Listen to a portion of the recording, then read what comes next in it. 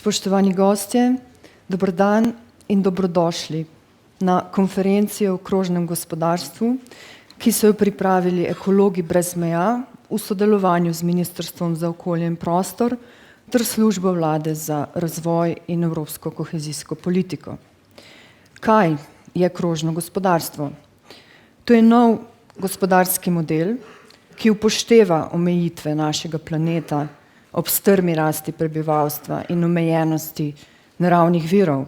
To je model, ki iz linearnega koncepta vzemi, napravi, porabi, zavrzi, ustvari krog, v katerem proizvod ne postane odpadek, ampak vir in svojo vrednost bolje izkoristi. Na izziv ponazorim s primerom, ki je sicer zelo pogosto uporabljen, ker je pač tako zelo zgovoren. Vsak od nas ima vsaj en mobilni telefon. Z recikliranjem 10 kilogramov mobilnih telefonov je mogoče narediti zlat poročni prstan. Pa vendar jih več kot 90% po uporabi obleži v naših predalih.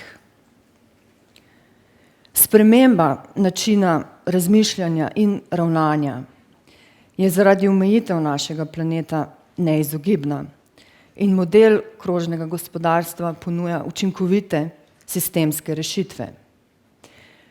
V Sloveniji se pri tem zastavljata dve vprašanji, ki bosta tudi rdeča nit te konference.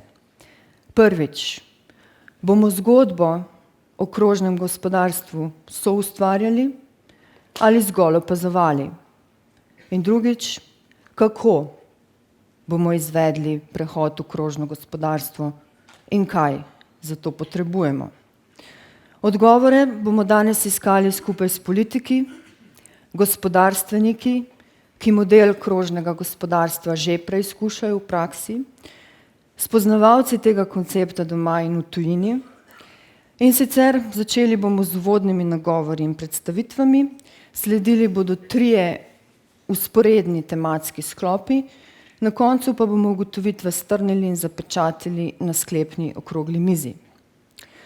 Model krožnega gospodarstva terja preskok v razmišljanju, delovanju, življenju vsakega posameznika.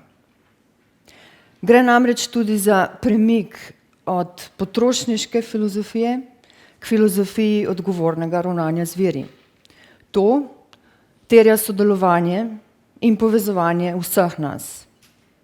Zgled in usmeritev politike sta pri tem ključna.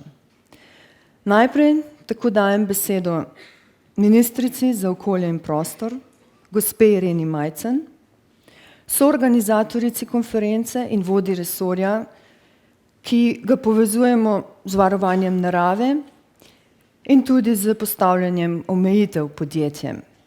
Pa je to res v središču dela Ministrstva za okolje in prostor. Gospa ministrica, izvolite.